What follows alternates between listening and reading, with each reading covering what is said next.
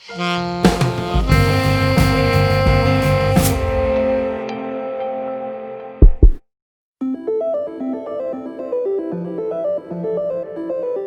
guztioi, Janire Iparragirre naiz eta gaurko saioan 3D animazioak nola sortzen diren ulertuko dugu. Animazio simple bat garatuz. Pilota bote bat. Blenderren animatzen. Eszena berri bat irekiko dugu, New Filenen klik egingo dugu, generalean edo zuzenean Blender gainean. Goiko menuari erreparatzen diogu, eskuragarri dauden workspaceek adierazten dizkigutenak. Orain arte, layouten egin dugu lan, baina eroso animatu ahal izateko Workspace Animationera aldatuko dugu. Hemen, leihoen banaketa pixka bat desberdina da. Ezkerrean, kameraren ikuspuntua daukagu. Erdiko aldean, gure eszena, kasu honetan, kubo, kamera eta argi batekin. Aurreko tutorialetan ikasi dugun bezala mugitu edo alda dezakegunak. Gogoan izan, T eta N teklekin, tresna leihoak eta hautatutako objektuaren propietateak ager daitezkeela. Kasu honetan, N ez dugu erabiliko, eskuineko leihoan propietateak bistan ditugulako. Leiho honek aukera asko ditu, oraingoz dagoen lekuan utziko dugu, Object Properties lauki laranjan. Goian, eskuinean, jadanik ezagutzen dugun outlinerra. Beheko aldean, timeline edo denbora lerroa daukagu, denboraren irudikapena da fotogramaz osaturik. Bideo bat irudiekin eraikitzen da. Irudi ugari abiadura handian ikustean gure murmuinean mugimendu ilusioa sortzen da. Normalean, bideo batek segunduko 25 edo 30 fotograma edo irudi izaten ditu. Animazioan 24 eta 30 fotograma segunduko artean lan egitea gomendatzen da, beraz 25era aldatuko dugu. Propietateen leihotik Output Properties inprimagailuaren ikonoaren gainean sakatuko dugu, gure bideoaren irteera aukerak erakutsiko digunak. Frame rate 25era aldatuko dugu eta gainerako aukerak 4. tutorialerako utziko ditugu. Jarraitu aurretik, propietateen leihotik Object Properties lauki laranjara aldatuko gara berriro. Animazioa nahi dugun abiaduran konfiguratuta daukagunez eta interfazea ezagutzen dugunez, has gaitezen. Kuboa ezabatuko dugu, hautatuz eta suprimirren sakatuz, eta bere ordez, esfera bat sortuko dugu. Shift A, Mesh UV Sphere. Hau izango da gure pilota, eta hau behaldean gure denbora lerroa edo timelinea.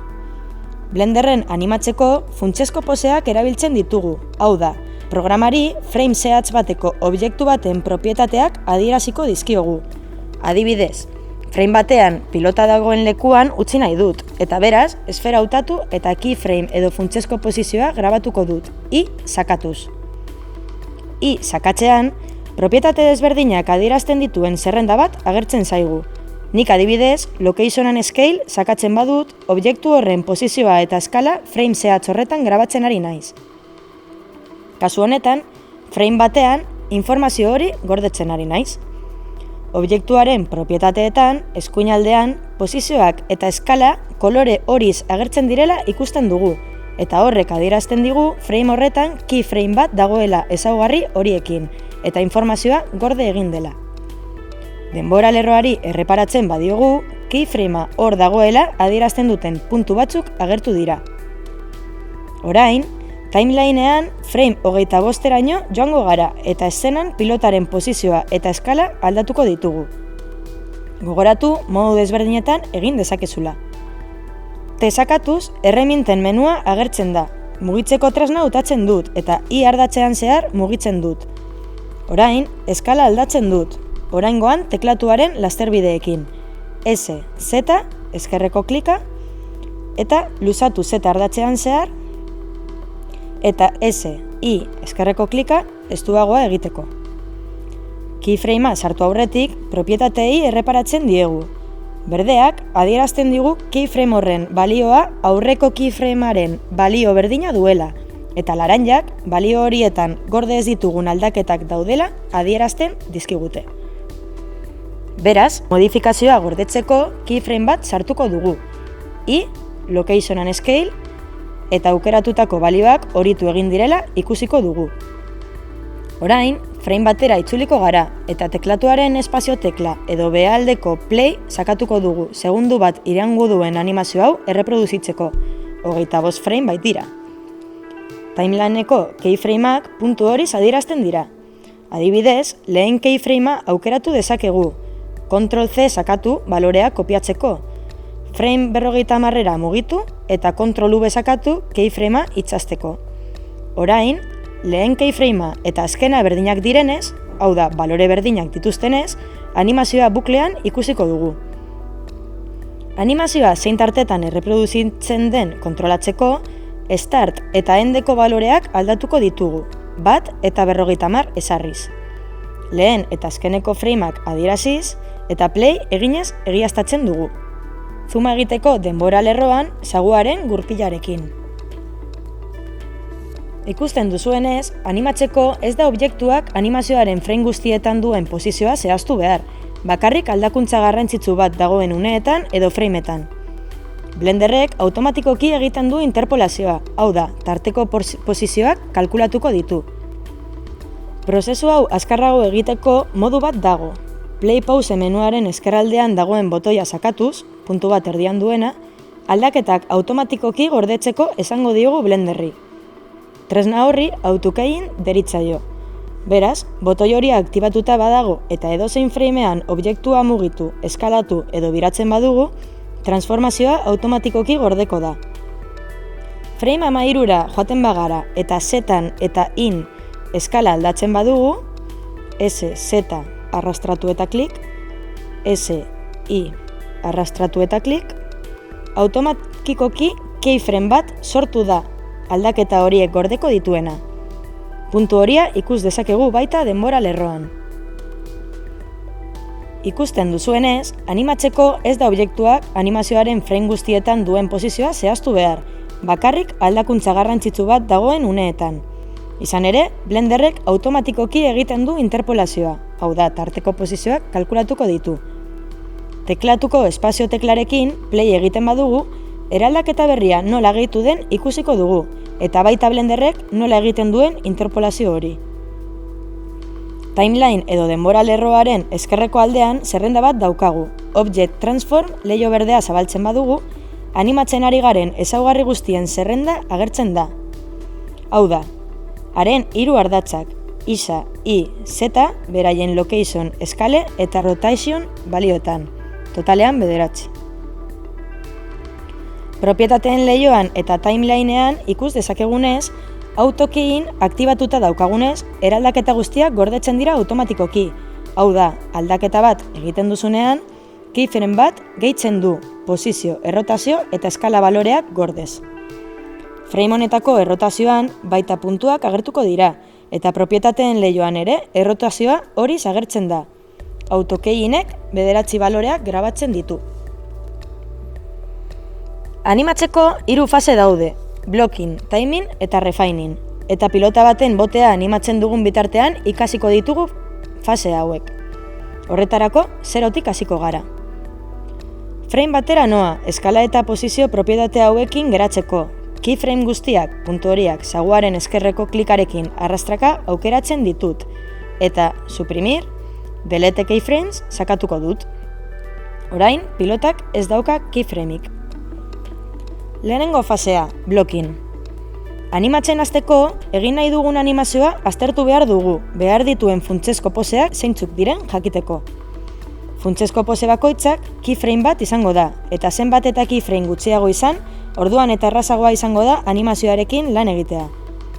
Pilota baten botea egiteko, altuera maximo eta minimoetan keyframeak sartu behar izango ditugu. Hau da, pilota zein posiziotan hasten den, zein posiziotan jotzen duen lurra eta noraino igotzen den berriro. Jarraian, grabatuko ditugu keyframeak, hau da, lehenengo framean, lehenengoa, bigarren framean, lurra jotzen duenean eta 3. framean berriro goian. Erosoago lan egiteko, gure lan eremua antolatuko dugu. Orain, kameraren leihoa behar ez dugunez, hitz egingo dugu, ertzaren gainean eskuineko klik eginez, join ariatan klik eginez, eta eskutatu nahi dugun eremua aukeratuz. Orain, jadanik dakigunez, eremu berri bat sortuko dugu, goiko eskuineko izkinatik arrastraka. Botea tokian animatuko dugunez, ez dugu isa eta ia ardatzetan desplazamendurik egingo. Eremu berri honetan, 3 tekla sakatuko dugu, aurrez aurreko ikuspegia izateko. Honekin, lanerako espazioa antolatu dezakezuela eta eremu batean edo bestean edo bietan aldi berean lan egin dezakezuela ulertzea nahi dut. Kubo bat sortuko dugu, lurra errepresentatzeko. Shift A, Mesh Cube. Eskalatu eta nahi dugun altueran jarriko dugu.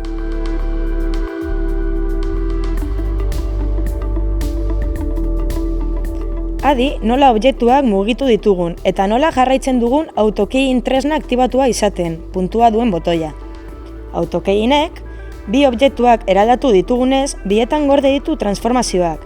Beraz, pilotako lehen keyframea izango genuke. Lurra estatikoa izango da, beraz, ez ditu keyframik behar. Ezabatu ditzakegu.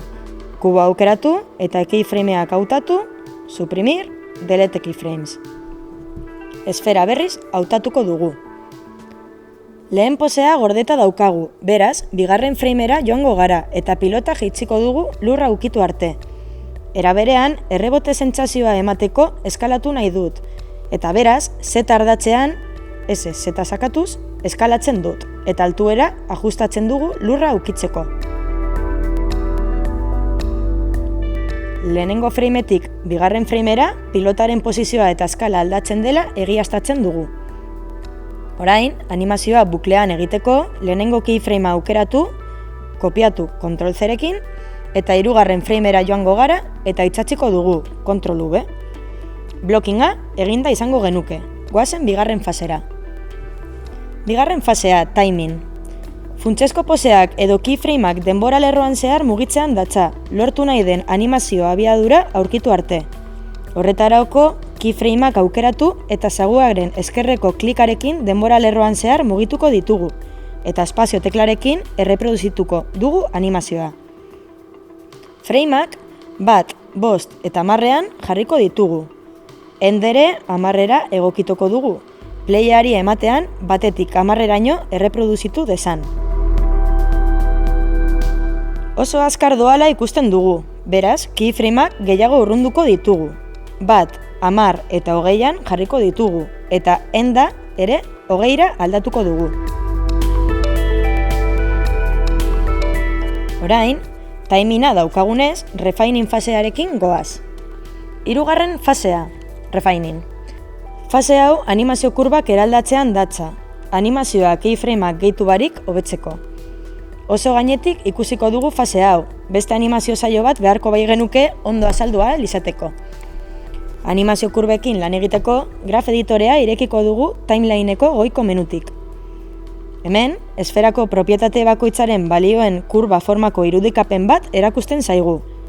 Ezkerreko menua zabaltzen badugu eta Z locationera joaten bagara, mugimenduaren irudikapena ikusiko dugu zeta ardatzean, hau da, altueraren aldaketa denboran zehar. Graf editorrea balio bakoitzeko grafiko bat da, beste edozein bezalakoa, non keyframeren altueran atributu horren balioa erakusten digun, eta desplazamentu horizontalak denboran duen lekua. Zeta traslazioaren kurba ulertzeko errazena da, nahiko bizuala baita. Hemendik keyframearen balioa alda ditzaket, keyframeak hautatuz eta zaguaren eskerreko botoiarekin vertikalean mugituz. Interpolazioak ere alda ditzaket kurbak eraldatuz. Adibidez, frame batera banoa, pilotaren altuera maksimoa erakusten diguna, keyframea aukeratu eta zaguaren eskerreko klikarekin goruntz eramaten badut, automatikoki zeta ardatzaren balioa aktualizatzen da keyframe honetan. Hainbat balio aldi berean alda ditzakegu baita. Kasu honetan, lehenengo eta azken keyframeak hautatuz, lehenengoa eta azkena berdinak izatea nahi baitugu. Blenderrek automatikoki interpolazioak leundu egiten ditu, azelerazio eta desazelerazioarekin kurban ikus dezakegunez. Fase honetan, lurra ukitu aurretik egiten duen frenatze txiki hori kenduko dugu. Horretarako, Z locationeko 10. keyframea aukeratuko dugu eta zaguaren eskuineko botoia sakatuz, handle type vector hautatu. Horrela, bote errealistagoa lortuko dugu, sakarragoa, kurba zorrotza egin baitugu, leuntasunik gabe. Nahi duenak, pilota nahi duen bezala animatzen jarrai dezake, mugimendu horizontala gehituz, intentsitatea galtzen duten boteak gehituz. Animatzea, sortzen ditugun objektu eta pertsonaiei bizia ematea da, oinarria menperatzen duzuenean oso divertigarria izan daiteke. Gogoan izan, beti erreferentziak bilatzea eta aurrez aurretik ondo aztertzea oinarrizko poseak zeintzuk diren. Animazio faseak jarraitu, blocking, timing eta refining.